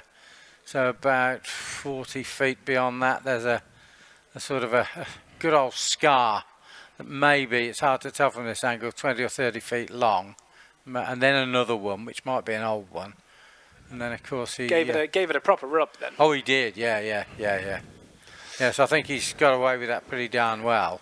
But of course the sleepers glance you off, don't they? Whereas in the ones the other side, the tyres tend to pull down the bank, tends to grab you and pull you in. Well, it's the same theory about why they use they don't use tar walls on ovals. They use concrete walls because it's the best thing for dissipating the energy. Yeah, it steers you back as well, doesn't it? Yeah.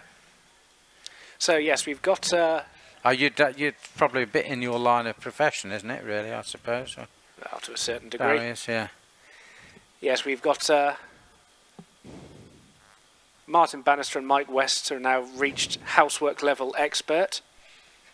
With their brooms, they're making their way back to their post. They're a real pair of characters, and we love them dearly. They're great.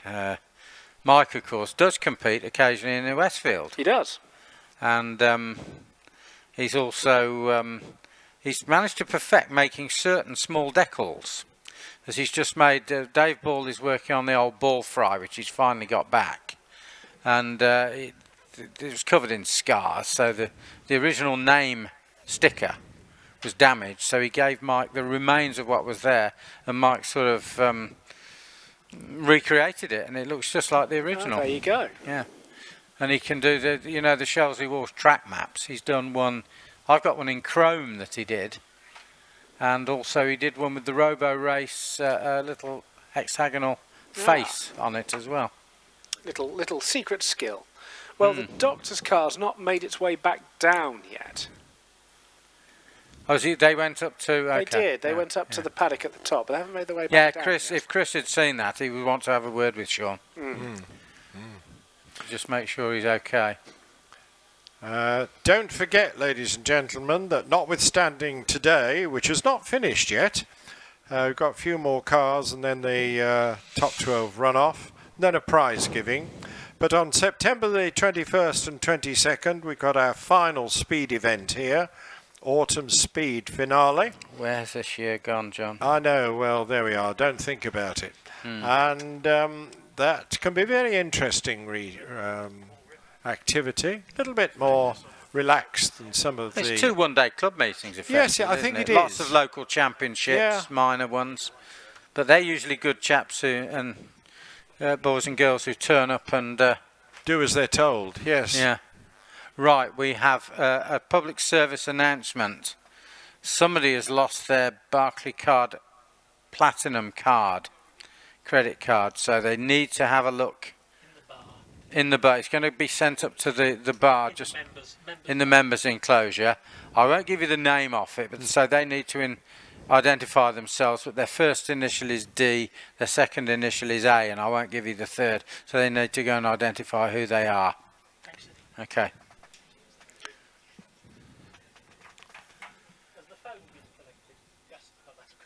What So the events have you got to do now, Eddie? Well, next weekend, as you know, life's I still do too many things, and I've got to think about cutting back a bit next season. Not here, but other places. Next weekend, Saturday, sorry it is, isn't it, is Simfest, Scimitar Owners Club at Kerborough, which is being run for them by Hagley. So I'm doing a little session in the new commentary box there, which is enormously tall. I don't know if you've seen any pictures of it. It's an incredible thing. What is it, a double-decker bus? Or? No, it's better than that. You know that firm Levers, Liz, just up the road in Alrewers, who deal in used storage containers. Well, they turn them into not proper buildings, but they turn them into decent site buildings, and they've made this 2-floor thing by cutting down one of the short international containers, and there's a great big steel staircase up the side to it. It's set further back than the old one was, so it's got a magnificent view. It's got roller shutters that can be brought down to make the glass safe, and underneath is a storage room. I see. So we're doing that, and then the following weekend, all these folks here will be off to Gurston Down, as you know. Harewood has got a meeting on the Sunday, and I'll be at Lowton Park for 2 one-day clubbies both days. Then I'm with you at Prescott the following weekend. Tell me, has Jerry Sturman been seen here this week? No. Right. So just so you know, because of course Jerry is the ultimate in the curse of the commentator. As you know, he would say everything's going swimmingly well, and the next thing something goes wrong. Well, no, he's got quite a large family, hasn't he? I don't know. Although he's just him on his own, he's got nieces and nephews, and there's some family bash on this weekend that he's had to go to. So tomorrow morning, and I had to steer him off from ringing me at 11 o'clock tonight, he will want a synopsis of this for the HSA website, and I've then got to do a report for Speed. It's a tough old game, isn't it? Yeah. So I said, don't ring till 9. I'm going to need to lie in after this lot. Hang on. Chris said he didn't have the power. I think Sean Gould can comfortably now send Chris Druitt the bill for this. Why? Talking about the curse of the Oh, the commentators. curse. Yeah. He would though, Sean. Right, well, the doctor's car is coming back down. 3 marshals were sent up the hill from top S, but are now coming back down the hill from top S. So hopefully, in the amount of time it takes 3 marshals to do the Reservoir Dogs style walk from halfway up the finish straight to top S, we can get going again. I'm glad you got that right. Ali, I heard that, and the answer is no way. I'm with Eddie, admiring the view from the veranda. I shall talk to you next year. So speak to you anon, Chris. Take care. He tried to remove the headset from my head, and these glasses are titanium and very sharp, the frame. And Nearly poked my eye out with it. Yeah, I only need one. Yeah. Right, here we've got a course car, which is, yes. Did people hear about what happened at Harewood last weekend? No, but I have a feeling we're going to. Truncated meeting after the earliest set of 2 one-day meetings, earliest set of class runs after practice on Sunday, and a chap in a Wolseley Hornet, and I mean the mini type, not a 1932 sports car, decided to come out of Orchard Bend and plant himself into the first building on the right in the farmyard, and not quite fully, but do a pretty fair job of demolishing it. So they had to abandon the meeting. But according to Steve Darley, it's going to be demolished tomorrow or Tuesday, and just flattened and taken away. It's that little lean-to just on your right as you come out of Orchard. So that's an unusual one to happen. Marshall's back on post, red flags in. Let's crack on. Okay, going to have a car on the start line in a moment, and I think it will be Scotty, won't it? Should be. Car 10, yeah. Yeah, we've... no, somebody's going up the hill again now. Who is this? Did anyone get flagged because of Sean? Had they not started yet? The I'd have thought they flags hadn't are have coming in started. now. Are they coming in? Yeah, the flags are coming in. Yeah, you should be able to see the one at... Well, a Mitsubishi is on its way up. There must be a reason.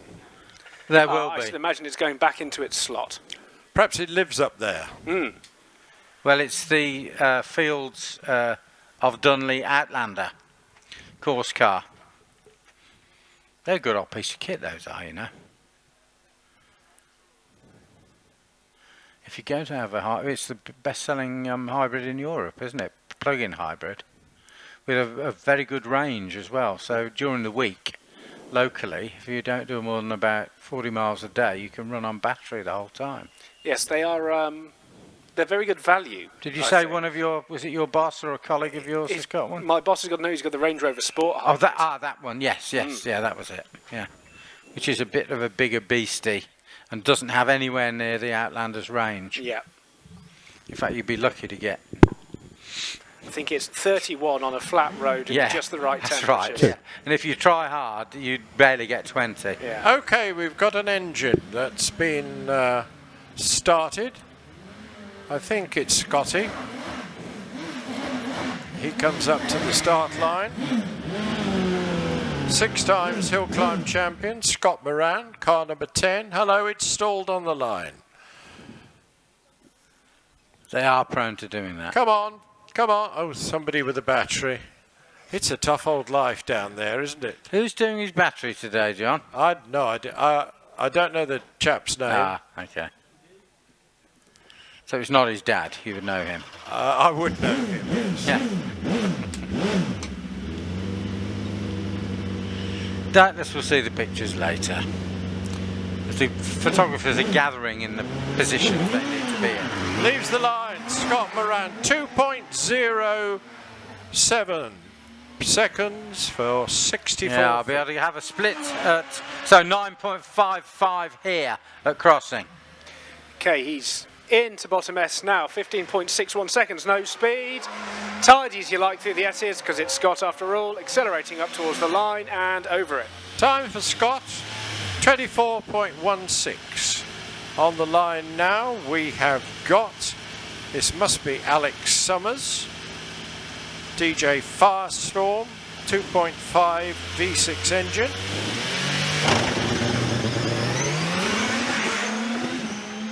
Alex into view. Oh, lovely quick. 2.07, same distance. Beautiful quick line around the Camel Bend. He splits 9.56 at the crossing. Here comes Alex breaking into bottom S. Lovely line round there. Nice. Oh, he has to get out of it round top as he just was understeering slightly towards the bank, but he is up and over the line now. Time 24.37, 130 miles an hour over the line. Not quite as quick as Scott Moran, but a good qualifying time. He was Next trying. car along, we should have David Uren.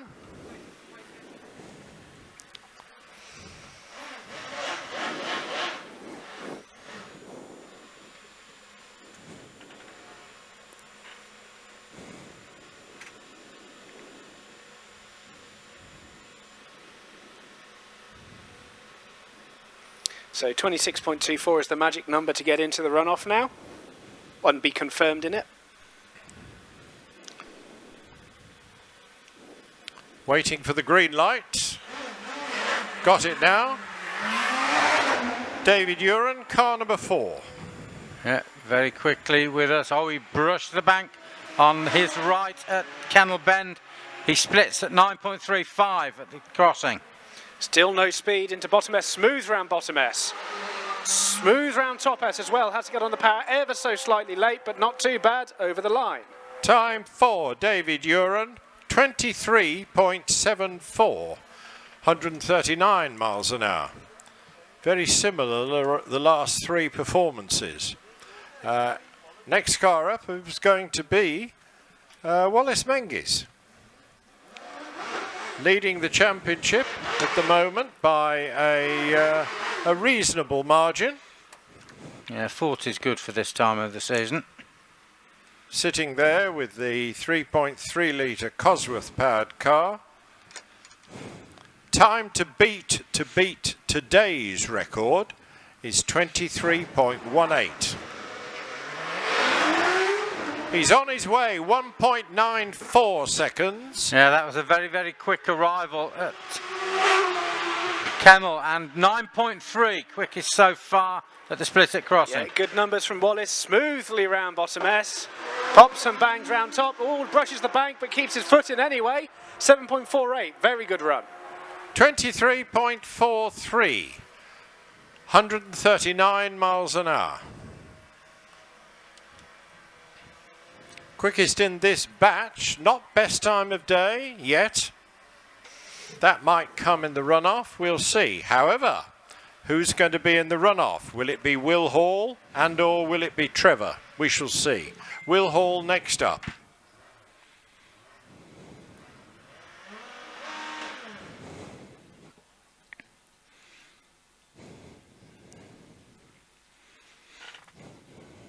Gone quiet.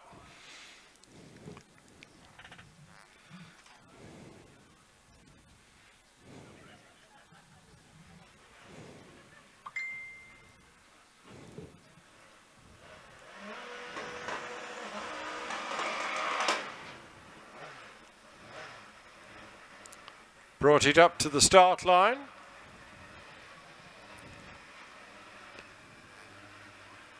Four-cylinder, 2-litre, turbocharged, lots of horsepower, unique engine in British hill climbing. And he leaves the start line now.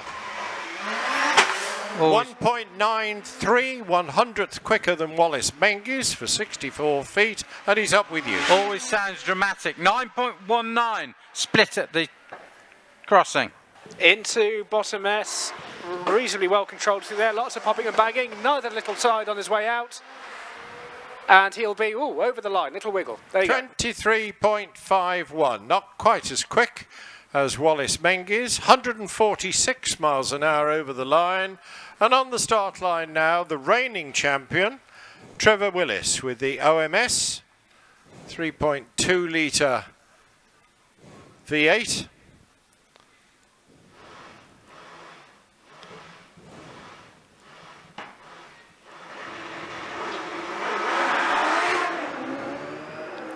Yeah, Trevor's on his way. Yeah, here he is now. We'll give you the split at the crossing. 9.81, bit slower than a couple of the others. Into the S's now. I'm relying on you here because I've got no timing for Trevor, I'm afraid. Slides his way out of bottom S. Lots of effort going in out of top as well. Holds the slide very, very nicely. Right, I've got timing back now over the line. Time for Trevor, 24.57, 135 miles an hour. Right, I think we've got 1 or 2 more cars from Class M for Mother on page 37. Sports racing and quasi-historic cars with the 1971 inclusive upper limit. They will be let loose, and when they come down, we'll have the runoff. Yep, so we'll get the Class L boys down the hill. Sean Gould, despite an unhappy ending against the the barriers for his suspension arrangement, does still win the class with his 23.32 this morning. Wallace Mengis is second on today's run, and Will Hall, Mr. Consistent, has registered a 23.51 on both of his qualifying runs. So that's that one up to date. Unofficially, and I stress it is unofficially, the runoff looks like this. Simon Moyes, Paul Hames, Zach Zammit, Dave Warburton, Robert Kenrick, Trevor Willis, Alex Summers, Scott Moran, Dave Uren, Richard Spedding, Will Hall, Wallace Mengis, but that is, as I say, unofficial as of yet. We could do with somebody like you at referendum times and general elections. You could tell people what the result is before they go and vote. Some would argue that's the system already since Mr. Putin. Well, there we go. Yeah. Right.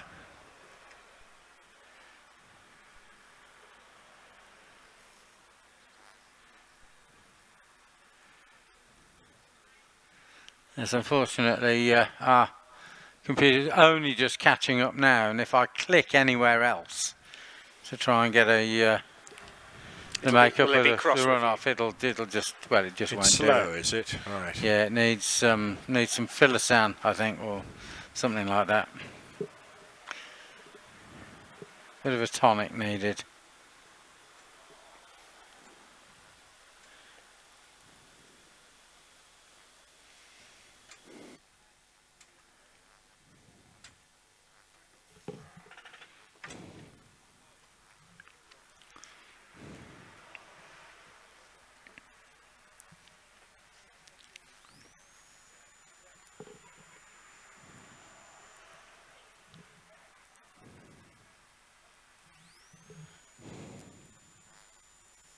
Oh, the diffusers at the back of the GR59s are something else, aren't they? You could live in one of those. That's a thought. Not a good one, but it's a thought.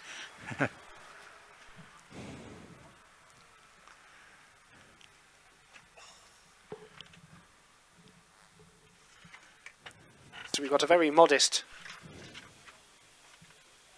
10 or so cars, 9 cars for our historics. So don't have a huge amount of time for those lads to get back to the bottom. Tires changed, topped up, and off they go.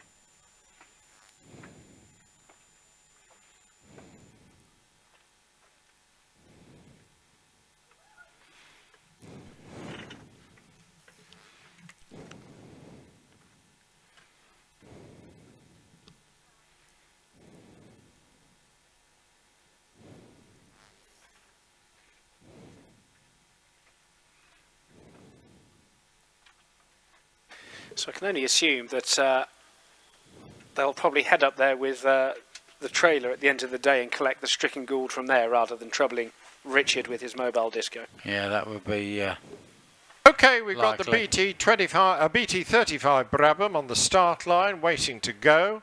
Chris Bentley Jones leaves the start line. And Not a car with which I'm familiar here at Shelsley. Are you, Eddie? he's had it a little while, and I have seen it elsewhere, but not too often. Okay. Well, he's on his way, and Simon Taylor with the Stovebolt Special, the HWM, will be the next car along. Yeah, Chris Bentley-Jones pitching it neatly through the S's. Great deal of enthusiasm. He's on a 32.01 at the moment. Got the time coming along. So 31.7, so a small improvement. 93 miles an hour. Simon Taylor on the start line with the Stove Vault Special. He had this car taken to Australia in a container. Took hours and days and weeks to get there, and opened the container when he got to wherever he got to, Sydney or Perth, and had it out for a few weeks, did a few races, put it back in, sent it back home again. That's how you get your value for money, isn't it? Yeah, Simon Taylor with us now in bottom S. Slightly less elegant a four-wheel drift than his earlier one, but nice and tidy.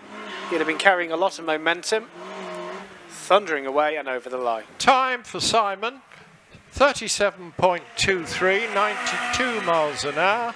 Here's Briony, who's given up with her Lotus for the moment. Still got it, but she's using the Elva Mark 7, which she acquired reasonably recently. A little bit of a misfire down here. Yes, of course. Sounds clean enough from here. Elva, of course, a portmanteau of Elva. She goes in French. Over the line.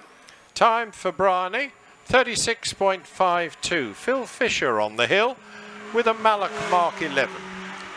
Yep, so many of these built over the past 50 odd years. And he's into the S's now. Yeah, Phil pitching it into the S's, carrying a good load of speed and momentum actually. Rattles his way over the drain cover, which he will have felt in that. Accelerating away, engines pulling quite cleanly over the line. Time for Phil Fisher, 33.14, 94 over the line. John Green with the BT18 Brabham, 3.5 litre Rover V8. Yes. Car with which Brian Nicholls broke the Shelsley record. Didn't keep it for long, but he broke it, and John has had it for some time. Makes the most glorious noise. He's over the line. Now we've got Richard George. Time for John Green, 32.54, 110 miles an hour. Richard George on his way with the chevron. And turns the chevron into the S's now. Yeah, nice and smooth through bottom S and through top as well. Nice and tidy, accelerating away, screaming engine and over the line. Time for Richard George, 34.12, 101 miles an hour. Roger Deans with the biggest sounding, biggest looking, biggest driving car here. The Lola 142, Formula 5000 car. It looks like a brute. It is coming through the S's in a bigly fashion. Bellowing away, I think he's getting up to a whole 3 or 4 RPM before he's having to change up, and he's over the line. Time for Roger Deans, 34.01, 106 miles an hour. On the line, Stuart Ridge, 2.8 litre Pilbeam MP53.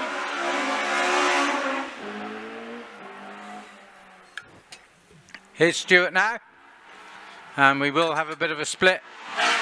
10.46 here at Triangle. Oh, breaking his way into bottom S, very nice. Oh, little bit of a wiggle on throttle outside of top S, but not too bad, and he's over the line. Time for Stuart Ridge, 26.93, 118 miles an hour.